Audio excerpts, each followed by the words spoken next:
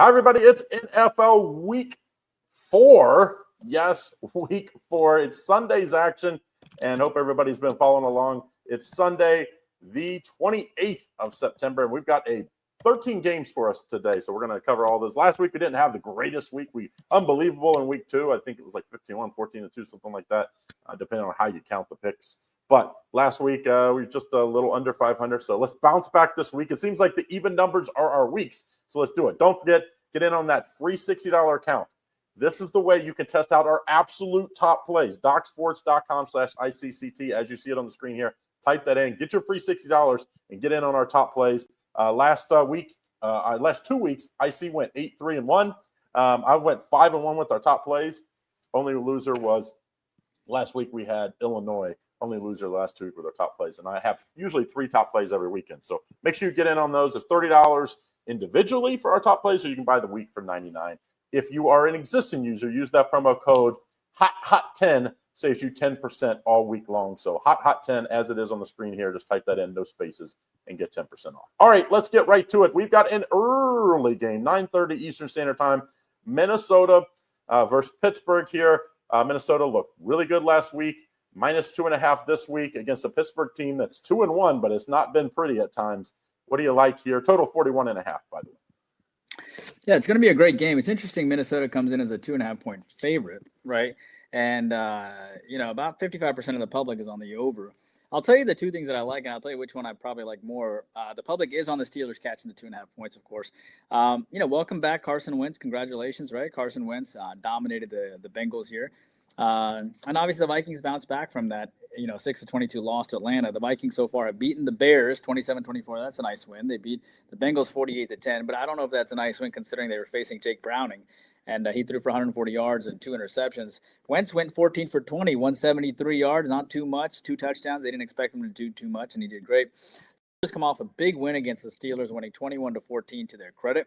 That was an absolute must for him, right? Rodgers went 100, passed for 139 yards, 2 touchdowns, 1 interceptions. May actually passed for almost 270 yards, 2 touchdowns and 1 pick. But obviously, Pittsburgh came out ahead. It's funny because New England outgained them on the ground and in passing yards, and they just fell short. I think the Steelers got a little bit lucky against New England, to be honest with you. And I think that loss against, they beat the Jets, but that win is like, okay, you beat the Jets. I mean, I know the Jets were competitive against Tampa Bay, but that Seahawks game is pretty glaring, losing by 14 points. I know Minnesota lost to Atlanta, but I also think that, I think this team is probably, I don't think Wentz is a downgrade at all from what their starting quarterback situation was. It might even be an upgrade, to be honest with you. I've always believed when a team that plays with a backup quarterback traditionally plays even better at times for the first couple of weeks. So I like both Minnesota here, and I absolutely love the Minnesota Vikings defense. I mean, you have Flores here, just a phenomenal defensive coordinator. If Aaron Rodgers had issues against the Patriots, right, he's going to have even bigger issues against the Vikings, okay? So because of Minnesota's defense, because I think they rallied behind Wentz here, I'm going to back Minnesota minus on the money line rather than just laying the 2.5. It's like a baseball play at this point. I also like the under here, too, because I do think Minnesota is not going to put up 41 points like they did last time. And I also think Minnesota's defense is going to have a lot of success against Pittsburgh. And I also think Wentz is going to have a letdown, too. So I like Minnesota, and I like the under. I probably like Minnesota more because I want to stick with the side. But that's what I like, Craig. I like the Vikings. Craig, Washington is a 2.5-point road favorite against my Falcons here. Atlanta comes off a horrendous loss to the Carolina Panthers in a game where Atlanta did not score any points at all. Arizona obviously beat Minnesota on the road, a big exciting win, and then a classic letdown with the young quarterback losing 0-30. Washington, of course, comes off that big win against Vegas after a loss against Green Bay, 18-27, but a loss against Green Bay is respectable. What do you like here, Craig? Washington is 2-1, Atlanta's 1-2. By the way, this is Dan Quinn returning home to my Falcons, right? As he returns home, so this will be interesting to see. But the logistics are the total's 45. Washington comes in as a 2.5-point chalk. Who do you like? I mean, you can't buy any lower, right, on Atlanta after last week. I mean, if they lost at the last second, this might be a pick 'em type game. But because they got embarrassed and then they come out and they fire the wide receiver coach, like it's the wide receiver coach's fault. I do think Washington is a good team. Are they a great team? That's the difference. I don't know. Mariota played last week as, of course, Daniels was out with injury. I kind of think maybe he'll play again this week as they look really good. And why rush him back when you're 2-1? I think they could probably still. I don't know how much difference Mariota at his age has so much experience. I don't think he'll turn the ball over. He does use his legs when needed, not as much as of course Daniels will do. But I have to buy low. Like, to me, I'm like handicapping 101 is you buy lowest as possible on the team, and you can't buy any lower on the Falcons after last week's shutout loss. And I think Michael Penix, every once in a while, you just have one of those games where things don't go right. I think this week he'll have a much better week. I like the Falcons to win outright, but I will take the 2.5. I'm going to hope till game time that we get this at 3. Obviously, key number 3 much better, but I would lean towards the Falcons in this one, as I do think the Falcons bounce back in a big way, and they even the season out at 2-2 and beat I think what's going to end up being a pretty decent Washington team. Don't forget to like and subscribe so you get all of our videos every single time when you post it, so you get the best lines. As soon as we post it, people jump on it. So if you want to get it as soon as we post it, like and subscribe. Next game, talking about buying high, you would have to buy as high as possible the Lions of Monday Night Football win at Baltimore, and really going away in that one. Detroit favored by 9, total 45.5. Cleveland also coming off a nice win against the Packers in miraculous fashion with a blocked field goal and then the long field goal to win. What do you like here? Can you imagine the amount of parlays and teasers that went down last week? No, number one in the Survivor contest too was the Green Bay, FYI. Yeah, so now there's like one guy remaining in every Survivor contest across America. Congratulations to that one guy. So Cleveland coming off that big win against Green Bay, 13-10. Obviously, when you get slaughtered by Baltimore, 17-41, because Baltimore is, but don't hold that loss against them because Baltimore is ticked off from losing to the Bills that week. So now you have a Cleveland team, and they also lost to the Bengals 16-17 in the first week, which actually turned out to be a pretty decent effort, right? And Cleveland, of course, puts 13 points up in the fourth quarter for a monumental win. And then you have a quarterback in Flacco who's they're going to make a movie out of this guy at some point. It's going to be a Hallmark movie. 21 of 36, 142 yards, no touchdowns, 1 interception, and yet he still wins the game. And then you have a Detroit team that comes off you're right, monumental win against Baltimore, monumental win against the Bears. Now Detroit's pissed off because that loss, the Packers, looks pretty good now, meaning that they lost the Packers and motivated the heck out of this team to do pretty well. These two teams haven't met since 2021 as well. What's interesting, though, is normally Detroit totals are between 46 and 54, and the Cleveland totals typically sit around that low to mid 40s, so that's kind of what this game is at. I don't really like this game a ton. I will tell you that you have a Cleveland team that is, their style is, their strength is their defense, right? They're going to try to do ball control. I think that's what Stefanski's style generally is. I love that the total sits at 45.5, but I actually think the Lions likely have a letdown of sorts. I mean, you just beat the Bears. You just beat the Ravens. You have Cleveland here, and Flacco didn't even have a good game last game, right? I'm a little surprised at the total of 45.5 too. I actually would have taken the under of this game. It was even at 41.5. But I think because Detroit scored so many points on their own with 38 and 52 the last 2 weeks, that's the reason why. But I think Cleveland knows how good Detroit is. I think Cleveland will get up for this game. I think that, Cleveland has not played their best game yet. I think they'll get up to play Detroit, if you will. So keep in mind that you had a Cleveland receiving core that had about at least 5 guys had at least 4 targets. And I think that matters there. I think Flacco can be a very competitive quarterback when he faces really competitive teams. I'm going to take the points. I'm going to take the points here with Cleveland. I'm not going to hold the loss against, that loss against the Ravens. To me, they played 2 out of 3 pretty competitive games. So I'm going to take the points here. All right, Craig, the Chargers here, minus 6-point favorites over the Giants on the road. It's interesting, if Dayball wants to keep his job, he might need to stick with his quarterback change if he's going to do one or if he's going to stick to it. The Chargers, of course, have covered every game so far. They covered against the Chiefs. They covered against Vegas. Push against Denver, depending on what line you got. That line was 2.5 at one point. They are 3-0 to start the year. It looks like Harbaugh has this team the way he wants it, right? The Giants, of course, come off that loss on primetime against Kansas City, 9-22. Decent effort against Dallas, but they have not covered back-to-back games. These two teams haven't met since 2021. Do you think the Chargers go into the Giants, who are desperate, and win as chalk? -6 is the line, and total is 44. Tough spot for the Chargers. I mean, they have, remember that first game was in Brazil. kind of been world travelers a little bit, and now you face a team that is really struggling. They scored all those points against Dallas. Look what Dallas has done. They have not been great. Now, I just don't know what that close loss looks like. You know what I mean? I just don't think that's as impressive as maybe people thought. And thus, last week, a lot of people are like, oh, the Giants. I think you have to play a total here to stay away from the side. This is just a danger. This has danger written all over it. Yes, could the Giants get blown out again? Yeah, because their offense struggles. Yes, could, like we see where they hit a bunch of deep passes because that's kind of Russell Wilson's MO, and all of a sudden then it makes your offense look a little better. Yeah, I think that could happen as well. So to me, what can we count on? The Giants have a good defense. The Chargers have a great defense, and I think they would like to run the ball and grind the game out like Harbaugh did at Michigan. I think that spells the under. 2 of the 3 games for each of these teams have both gone under. I think it's another under game. The only outlier really was that Giants game that went way over against a Dallas team that was susceptible to the deep pass. That's not the Chargers. I think you play the under 44 in this matchup. I think it's a much lower scheme. If you put a gun to my head and who do you have to take, I would take the Chargers -6, and I'd get on it early because I do think this line could move up to the key number of 7 as the week, but it does spell danger, so I'm staying away from the side.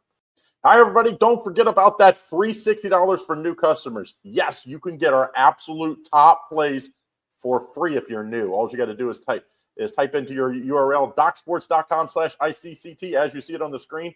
You'll get a free $60 to try us out. You can use it on anything on the website, including our top plays for the weekend. Good luck. All right, we got the next game, Titans at the Texans. Texans a little desperate here, 0-3. I mean, of the 0 for teams, they got to be the best 0 for team out there. But they're still 0 for, and they're favored by a touchdown. Total 39.5. What do you like here in Houston? See, we knew the C.J. Stroud at some point was going to struggle. I mean, there were warning signs a couple of years ago. There were warning signs last year as well. And, we knew that was a moment of time. Ever since he little broed Caleb Williams, it's like, he started going downhill because he tried to little bro him or whatnot. And then you have a Titans team here who obviously is 0-3. The fascinating thing is that the total sits at 39.5, and the public still wants to take the under. Tennessee, has given up 41, 33, and 20 points of late. They have an offensive-minded coach here. They scored 20 points in last week, but Indianapolis is a good team, so I don't really hold that against them. You have a quarterback in Ward who, passed for 219 yards last time, and Houston comes into this game. Houston's played a tough schedule, right? I mean, they lost to LA 9-14. That's not a bad loss. They lost to Tampa Bay 19-20. Not a bad loss. They lost to Jacksonville 10-17. Not a bad loss. Jacksonville's not a bad team.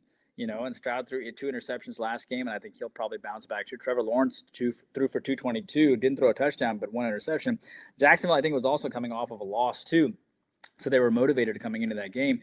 Look, Tennessee has faced you have a Tennessee team that has faced, and I'm not saying Tennessee hasn't faced a tough schedule either. They played Denver, they played LA, and they played the Colts. But I think at the end of the day, with so much on the line here and expectations so high for DeMeco Ryans, this team losing to LA, Tampa Bay, and Jacksonville, all 3 teams who very well could be in the playoffs. The same thing with Tennessee. They played a really tough schedule too. I'm going to have to back Houston here. I think you have to go with the experience. You have to go with the team that's desperate here. There will be coaching changes made if this continues to happen. I actually think this game probably goes over too, but I'm going to back the Texans -7 here, man. This team is desperate. And I don't think Stroud could have played any worse last week with 2 interceptions. I think he knows that his neck is on the line a little bit too. I think, Tennessee's obviously knows they're going to go through some growing pains. That amount of desperation isn't there as much as the desperation is for Houston. I got to take the Houston Texans here. All right, Craig, Carolina comes in as a 5.5-point dog after demolishing my Falcons 30-0 at home. New England comes in as a 5.5-point chalk after losing at home to the Steelers by a score of 14-21. These 2 teams haven't met since 2021, and the total's at 43. Who do you like here? Yeah, I don't think the Patriots are as bad as what we've seen in some of their at points of some of their games, and I don't think the Panthers were as bad as they started the year. Now, do I think they're as good as they beat the Falcons last week? No.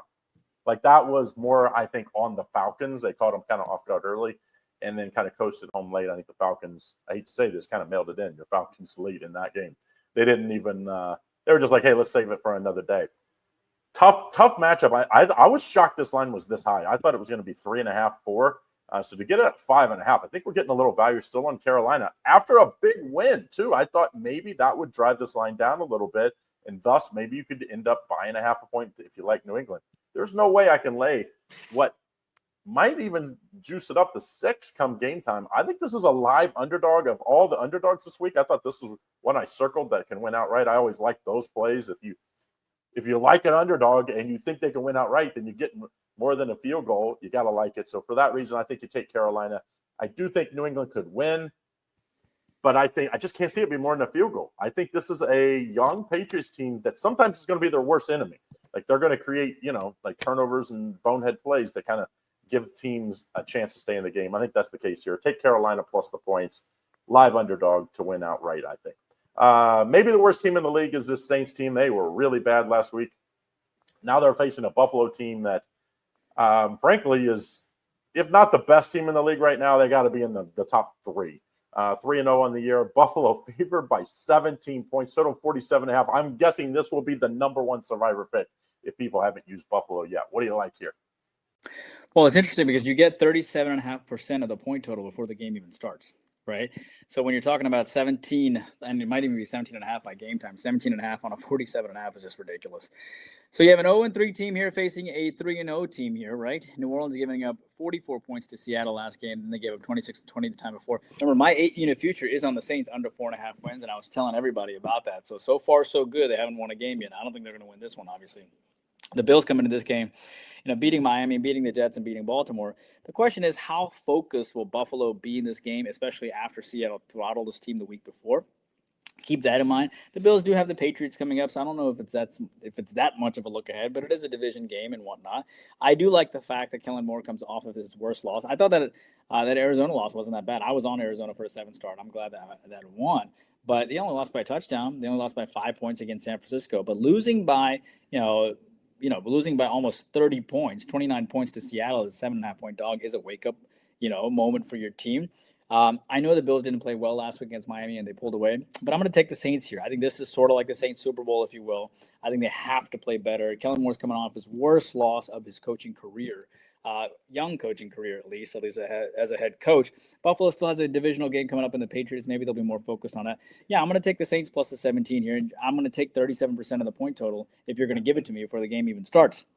Don't forget about the premium products we have at YouTube. We have 3 levels of premium. Level 1 is Lenny's video every day, $4.99. Plus, you get early access to all the football, and we do some live content that's exclusive to our members. Level 2 is Indian Cowboy, where you get extra plays from Indian Cowboy every day, video format.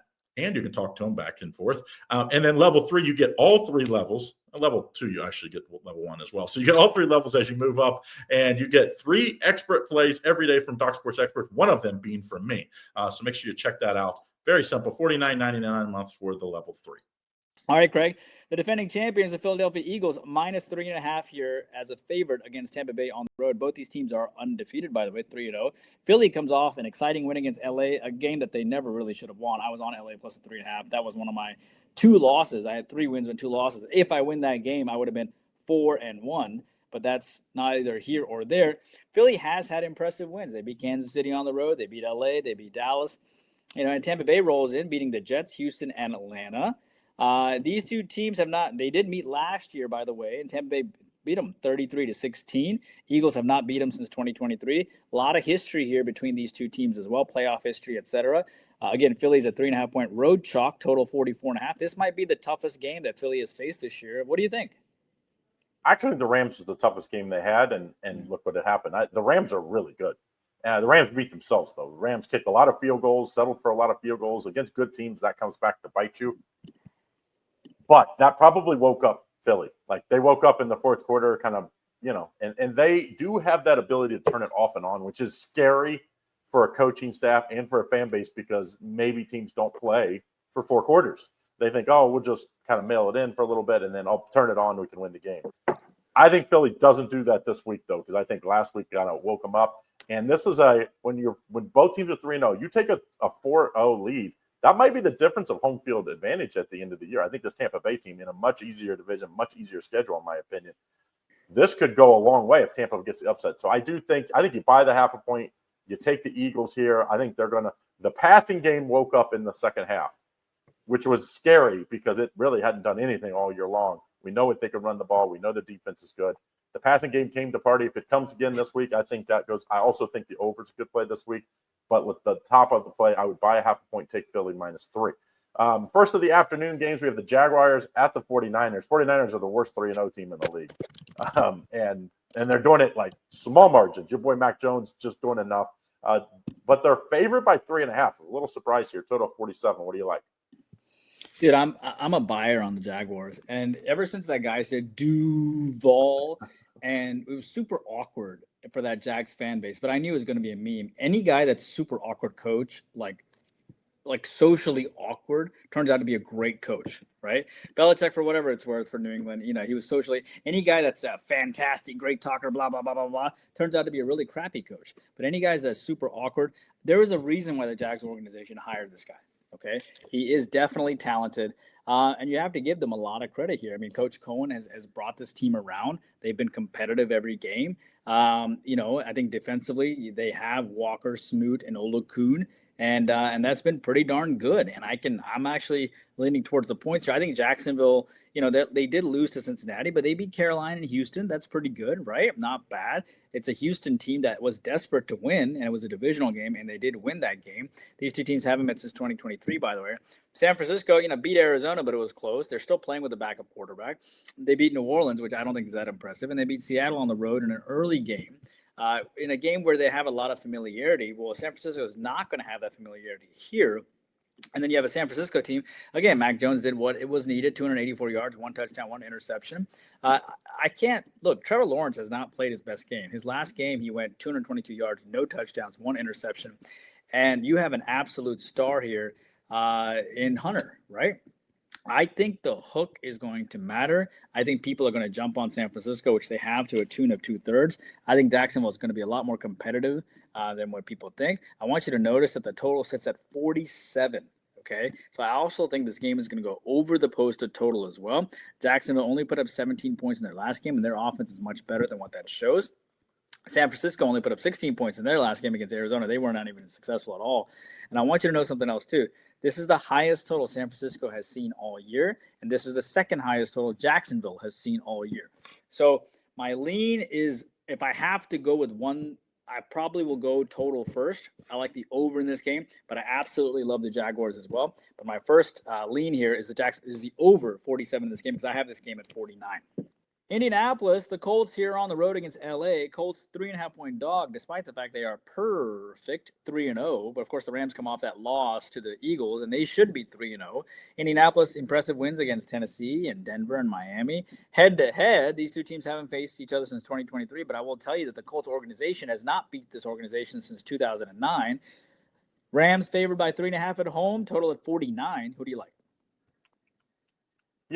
What do you feel like of Colts? I think that's what this game comes down to as a bettor is, do you feel like the Colts are overrated as a 3-0 team? Because they really only beat one good team, and that was Denver.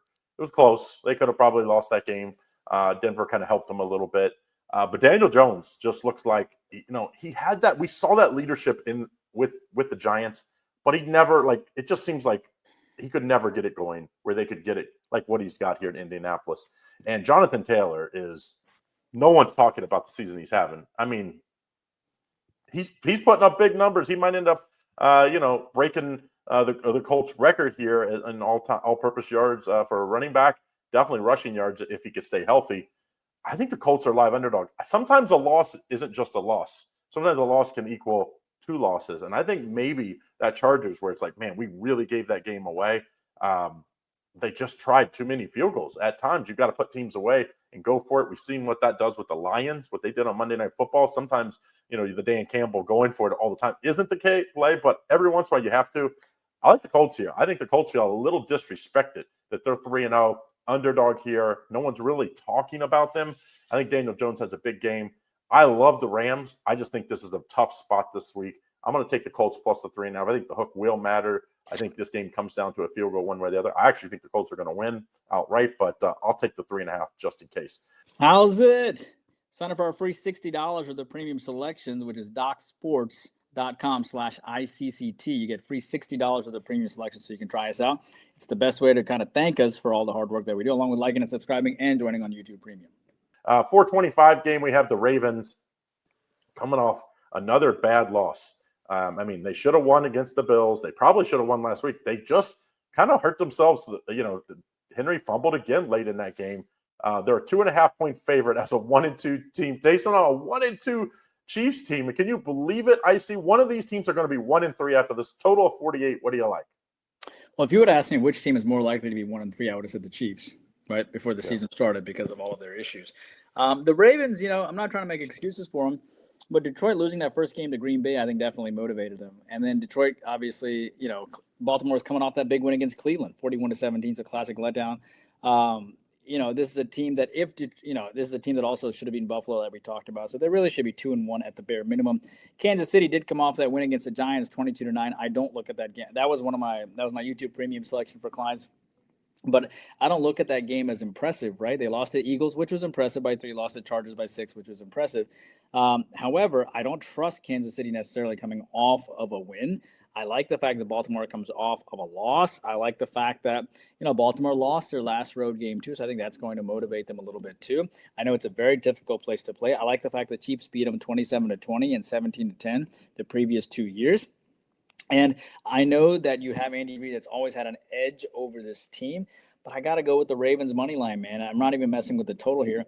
I just think that the Ravens are going to be awake, right? And I think they have more horses there than the Chiefs do. Remember, the Ravens returned 19 of 22 starters from last year. They returned all 3 coordinators from last year.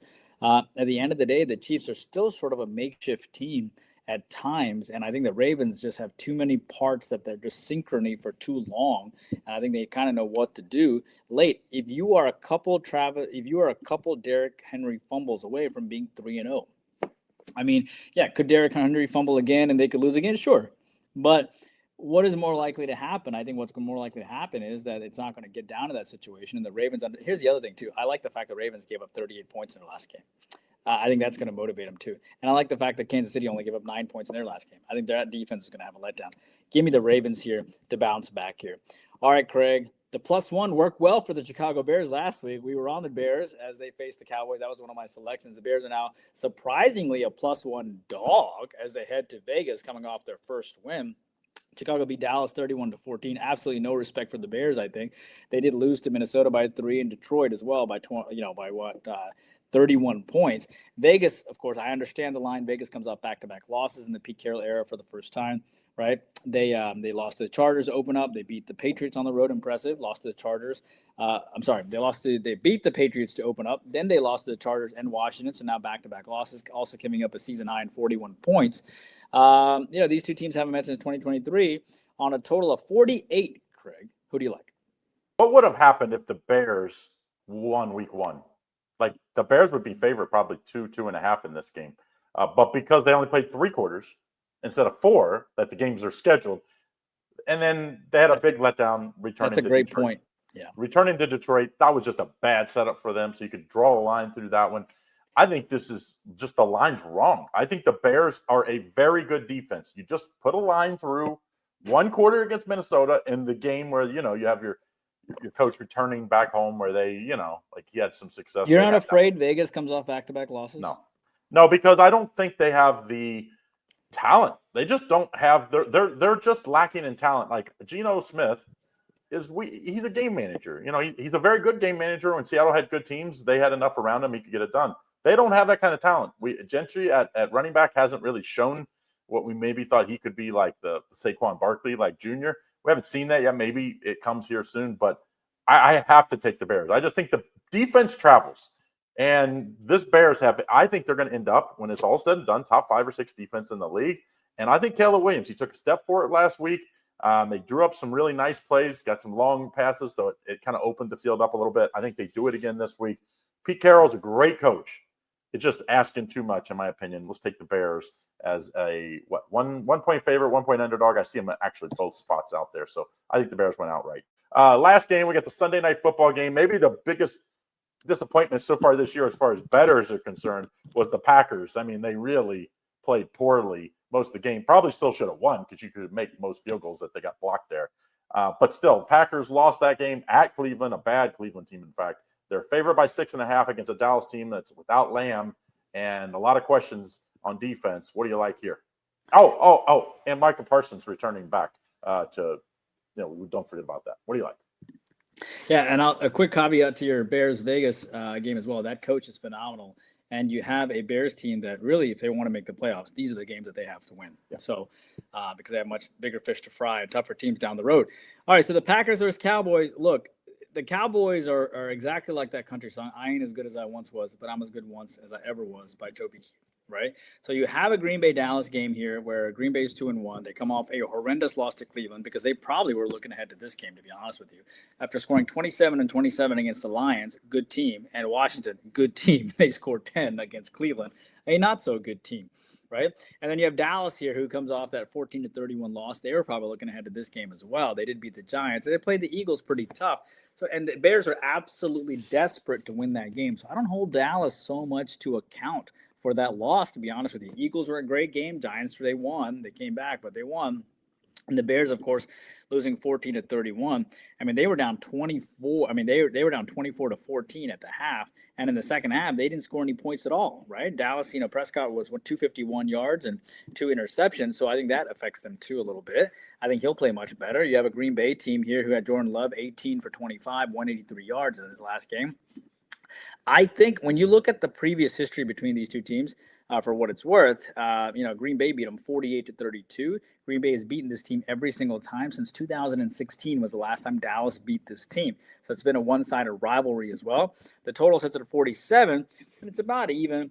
I actually think the Cowboys show up in this game, but I love the fact the Packers are coming off of a loss as well. I think they love and enjoy primetime type situations, or at least when all the attention is on them. You're right. Without CeeDee Lamb, the total can be pushed a little bit to the under, but I don't think that's going to matter. There's a lot of talent on this Dallas receiving core. I don't think that's going to matter. You have Matt LaFleur, who's more offensive oriented as well. So I think that kind of makes sense too. And then you combine that with a Dallas Cowboys staff that's probably slightly more offensive, oriented as well. So I'm going to take the over in this game for a couple of reasons. One, I like Dallas as an active dog. Two, I like the fact that Green Bay only put up 10 points in their last game. 3, I like the fact that CeeDee Lamb is not out and some of these other receivers are going to get a chance to play, and I think that's going to make an impact. And the Cowboys also come off their lowest total of the year, which is 14 points. So for all those reasons, Craig, I'm taking the over between these two teams. All right, so those are all the Sunday games we have for you. Don't forget, we cover all the games for college football, Monday Night Football, Thursday Night Football, all the college football weekday games. So make sure you click the video right after for all those direct links. Also, use that free $60 for new customers, DocSports.com ICCT. If you want the 10% off, if you're an existing customer, this week's code is HOT10.